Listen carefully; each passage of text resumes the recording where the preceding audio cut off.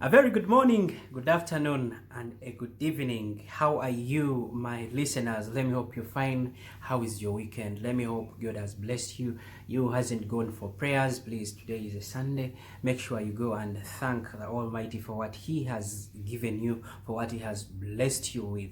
Now, today we're going to talk about something that you have always wanted to do. You as a human being, you plan today, I'm going to do it, and then tomorrow you say, no, I'll again do tomorrow. You keep on postponing because of what you do that it's hectic to you, and that is how to cut your weight down or how to reduce your weight. I always tell people I'm a testimony. I was having 95 kilograms and today I'm 80 kilograms. But what I'm going to tell you to do is what I did, because I still want to cut 5 to make it 75, and I'm going to maintain doing this. So if you want to cut weight still, or to maintain your weight at a normal level depending on your age, there's what we call body mass index. Yes, it moves with your height and weight. It's not good to always be bigger. To have a lot of weight on you, and yet there are so many ways. There are easier ways you can use to cut down your weight, even minus using a concoction of drugs that are on the market, those ones that are verified and not verified.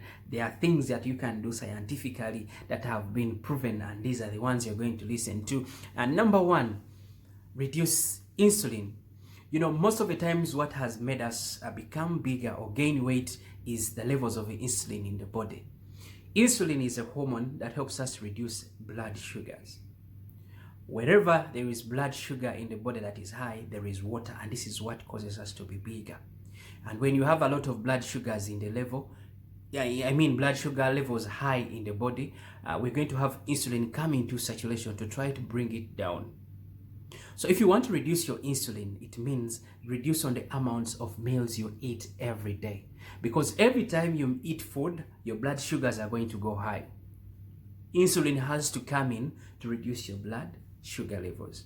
And whenever insulin comes in, for example, people who eat more than, let me say, thrice a day, because there is breakfast, lunch, and then supper or dinner.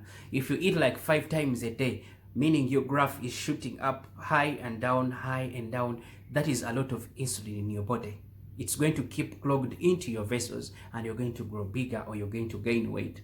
So one way how you can reduce insulin in your body is reduce on the meals you eat. Then the other how we can reduce insulin, because remember we said the insulin comes in when we have a lot of blood sugars in the body. Reduce on the amount of sugar you take, or stop sugar levels if you're already higher than 80 kilograms. Stop drinking sugar if possible, if you want to cut weight. Because remember, sugar has 2 contents. It has a glucose and fructose. Fructose, just like alcohol, is so bad to your liver. It causes a fatty liver. It causes your liver to be resistant to insulin.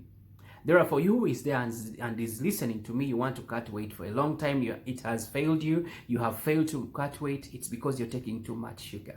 So cut sugar, you're going to reduce on the insulin levels in the body. Then lastly, how you can also reduce on your insulin in the body, still reduce on the level of carbohydrates you eat. Because every time we eat carbohydrates, we get blood sugar in the body shooted up high, and this is going to call insulin to come and cut down your blood sugars. Examples of carbohydrates are very many. In Africa, we have potatoes, cassava, maize flour, we have cassava flour, so many to mention but a few. And therefore, if you reduce on this content, you're going to maintain your body having a normal blood sugar level. You remember, we have carbohydrates and we eat, and these ones easily burn out. And yet when we eat proteins, they take time to burn out in our body. The other point I would like to talk about is reducing hunger. Listen to me, hunger, not anger. Reduce hunger, getting hungry easily. Why? Because when you get hungry easily, it means you're going to eat all the time. And this is brought about by people who mainly feed on carbohydrates.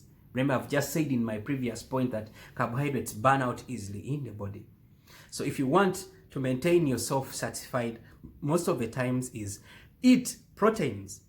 For example, you can eat your chicken, you can eat your fish, you can eat meat. Those of you who eat pork, this one take time to burn out in the body. This is why proteins are called body building foods. So in so doing, you're reducing anger by feeding on proteins. You maintain your blood sugar levels normal, and you stop the too much insulin to come into your body and making you grow bigger. The other I would also like to talk about is meditation. Meditation is so much important, not only in maintaining your blood pressure normal, but can also help you to maintain your weight, because meditation helps you to kill stress. And when you kill stress, you've not allowed cortisol to come in your body.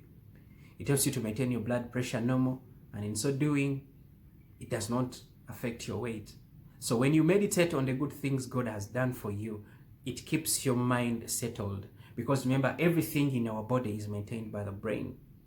So if you are not a person who is a meditator, to sit down and meditate on the things God has done for you, look at the good things you have in life and not worry about the future, please, you're going to be always gaining weight. Sometimes you're even going to have higher blood pressure. You're going to have high blood sugar levels just because you're stressing yourself. The other point I'd like to talk about is exercise.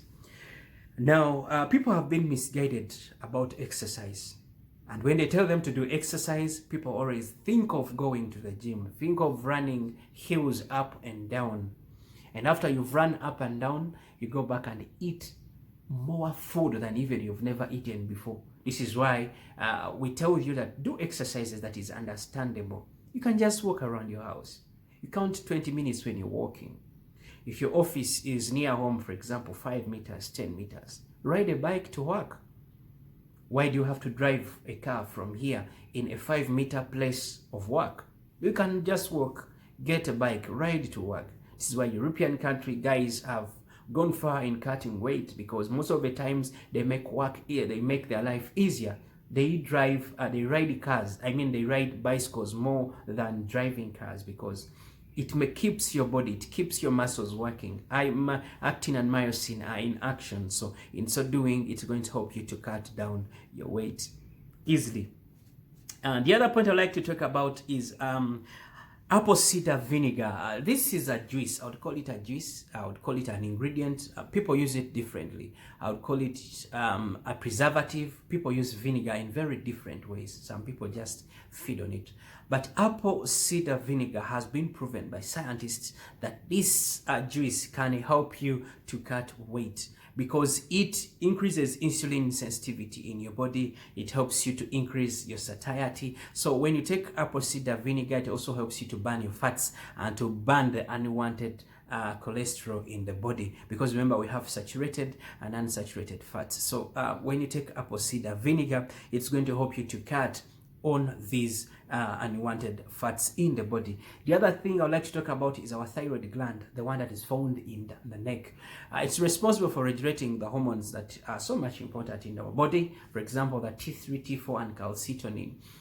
Most times when you try to cut weight and you find that you're not cutting weight, maybe the problem is coming from your thyroid gland. This is why we tell you that always visit your doctor, visit a hospital to carry out a body checkup.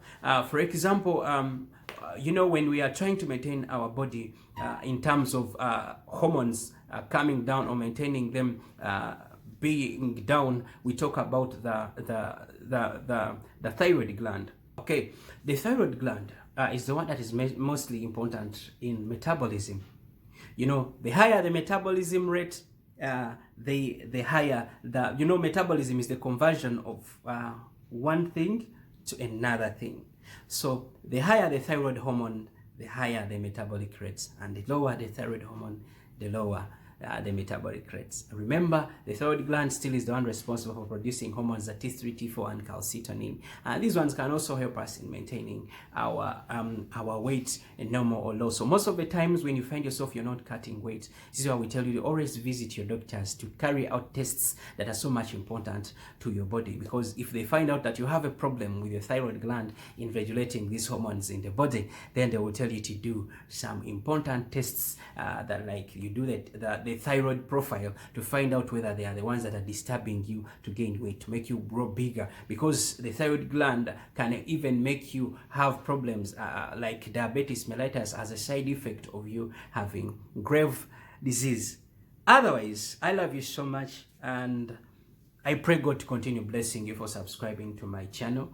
and for loving my work that I do, because without you I couldn't come back and make different videos that I make.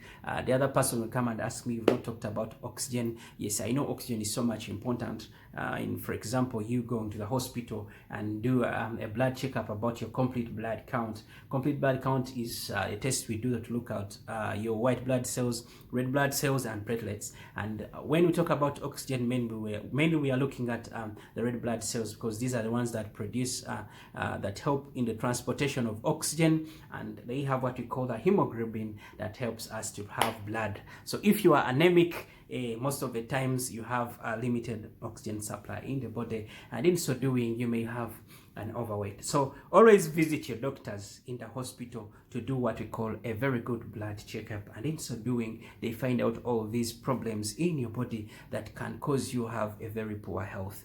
I love you so much. God bless you. I remain your friend Royal Mark. If you haven't subscribed, please hit the subscription note and then the notification, so that whenever we put up a video, you are the first person to listen in and learn. Please spread the video, subscribe if you haven't, and bye-bye.